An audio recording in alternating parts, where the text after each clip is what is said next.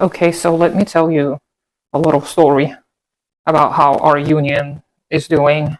The union at my workplace, which I and some of my colleagues started a couple of years ago, still exists, and we had a lot of issues, and they're still ongoing. It's never going to get easy, but so the other day I had a meeting with some people who are not a part of the union, but there were some negotiations that were going through, and I volunteered as a union representative to also speak on behalf of some of the people. And I think that this meeting that we had illustrates a lot of the Petit bourgeoisie type of mindset, which I personally find one of the hardest things to overcome, as somebody who also in the past kind of fell for Petit bourgeoisie ideological stance, I would say.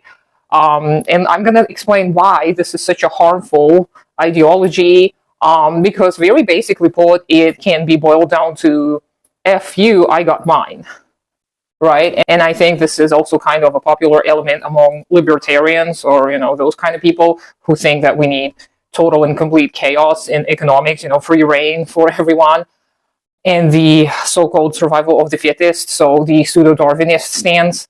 And when we were at that meeting, people were passionate about the issues that concerned themselves and their families. So they spoke up and they kind of thought about how to organize certain aspects so that they can benefit. And don't get me wrong, I supported them. Like, whenever there was a good argument made, I supported that, just because it makes sense to me to improve the conditions of work for all people. However, when I voiced concerns that I actually don't personally have, but the concerns that I know that other colleagues of mine who actually shared them with me had, and not just once, but for years and years and years, there were ongoing concerns. So when I voiced them, again, there was little to no support. And the main reason was, well, it doesn't concern me. I'm not affected, so I don't care. And I know it is individualism as well, being a big component of capitalist ideology, one of the components of white supremacy and this whole hierarchical thinking. I know that individualism is to blame, but I just couldn't fathom. Like, I even told the people, I was like, well, if it doesn't concern you, if it doesn't bother you, if it doesn't affect you, what about these other people? Like, it doesn't, most of these, actually all of these concerns, they don't affect me personally. But I am willing to speak up on behalf of other people, not because I'm some goody two shoes, but because it makes sense, right? Like, and I wish, like, when I have issues and problems, people will speak up with me. Because, I mean, what is a community? And of course, at work, you can't even hope for a community. I know that, I'm aware of that, but it just bothers me so much that the people continue following this F you, I got mine mindset, because, like, if you never, ever support others, if you only think of yourself and your own little interest, what about when disaster strikes? Who are you gonna ask for help? Like, what if something happens to your family and nobody in your family can help you? Who are you gonna ask for help? And, like, how are you going to justify to yourself not ever helping others when you realize you're in the same type of situation? Aren't you gonna regret being callous? And that's just something that really bothers me. When I sit at those meetings, I really have a hard time not, beginning to, like, argue and, like, scream and cry and be like, what's wrong with you people? How can you be so egotistical? Like, this is just common sense. We support each other not only when there's something that is needed by us. We support each other because we're humans. This is how we evolved to survive in groups, in packs. If we don't support each other, we are going to all freaking die. And this is the same type of ideology that is now in, the Western circles, is dividing people about the Palestine issue, the Palestine genocide, let's call it what it is. People who are like, what about? And people who are like, why should we care? It doesn't concern us. It concerns everyone, because we are humans in this world, and you and I may be next. Who is going to stand up for us when they're bombing us? And the answer is, well, definitely not the United States. The United States has been benefiting from all of these murderous sprees. It's been going on for decades. And you can read the Jakarta Method, you can read, all the CIA archives. They admit to those crimes against humanity, and nothing happens to them, ever. But do you really want to side with this type of an phenomenon like the United States, do you want to be on the wrong side of history? And it's the little things. When people are like, well, I'm not going to boycott such and such business because it's not really going to make a big difference. Like, yeah, honestly, I agree. It's not going to make a big difference if it's just one or two people who are boycotting a business, and all of the businesses under capitalism are exploitative, and most of them engage in unethical practices like child labor, etc. But if we start collectively boycotting businesses, it is going to have an effect.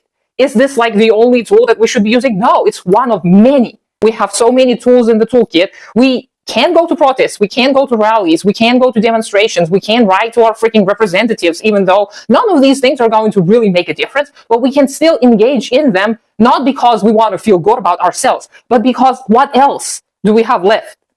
I mean, I have some suggestions, like Lenin has some suggestions about what to do, what else to do, how to organize in a different way, but many people don't want to hear that. They're like, But it starts small. You grow used to resisting in small ways. You start with boycotts and protests. You start with talking to the people about your common shared interests, the common shared goals. You start in support of a cause that makes you very emotional, but then you slowly transition to the causes that may not be of great interest to you, but are of interest to your community. And this is how your network is going to expand. And this is how you will get to talk to people. And this is how people start mutually exchanging ideas, and this is how people start organizing on a different level. This is how they put their heads together and think, how can we actually change that for good? How can we get rid of these systems of oppression? How can we make sure that no children die in war? Like, are we all collectively interested in these things? It's not about whose side are you on.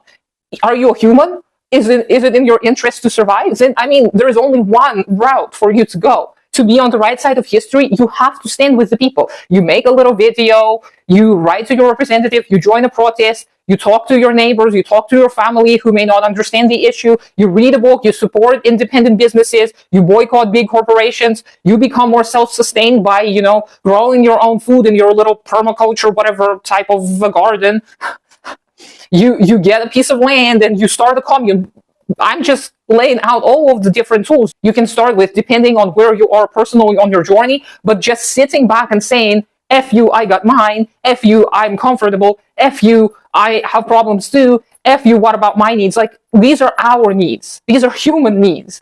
If you don't stand up for the needs of others, no one's going to stand up for your needs, and they would be kind of right, because you were an asshole to them. Why do you expect people to treat you differently if you cannot even voice a concern, if you can't even support the cause, if you can't even freaking raise your hand when you're voting of an issue you talked about to me before? Like, why? That just bothers me so much. That makes me so upset, but I know this is inevitable. And my husband was good to point out to me that I should be proud of the achievements we've made in our union, because he reminded me that last year when we had the same kind of, or a similar kind of a meeting, and people were asked to vote, nobody voted. I was the only one who voted for the things that we collectively before were talking about and complaining about. I was the only freaking person voting for all of this stuff. This year, there were a little bit more people, for some issues, there were just maybe a couple of people who voted. For other issues that were more like personal to them, there were even more people. So, and my husband pointed out to me that this is improvement. Like, see, like last year, people didn't vote at all. Now they're beginning to vote for their own interests. Like, you are leading by example, whatever. And I understand that sentiment, but it just makes me so sad that it takes us all so long. And I know, I understand. It took me so long to came out of that petit bourgeoisie, whatever you pronounce it like, ideology myself. Like, I used to be so scared of everything. I used to hide from all the terrors and horrors of the world. I used to never want to talk about, world issues and economics and politics. I was so freaking scared. I just wanted to hide in a little cave because I was an undiagnosed neurodivergent autistic person. And I was in the closet about, everything. I was in the closet about my own identity, my own personhood and humanity.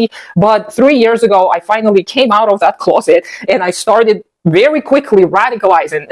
It was probably more than 3 years, but it was not a long time ago, okay? And I understand how difficult it is to overcome that. But when you're seeing footage of dismembered children, when you're seeing atrocities happen in real time, I mean, doesn't it radicalize you? Like, doesn't it help radicalize you. I just wish we just abandoned this freaking petit bourgeoisie ideology. I wish we just stopped saying, F you, I got mine.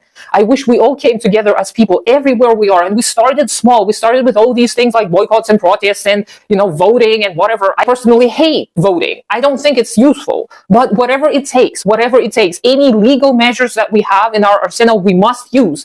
And, Lenin and Bolsheviks, they used a mixture of legal and illegal methods in order to achieve their goals. And they were successful. And they were not the only group that were successful. There were so many groups that were successful.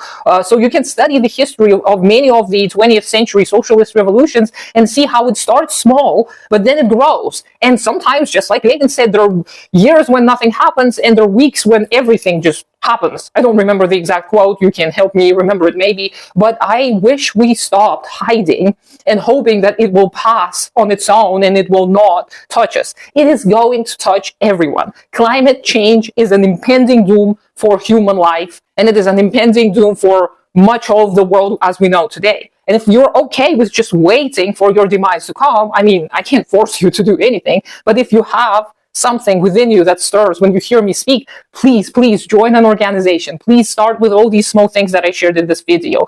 And I wish you luck, and I wish that you can stand up together with other people so that united internationally, we can actually change the world and all survive.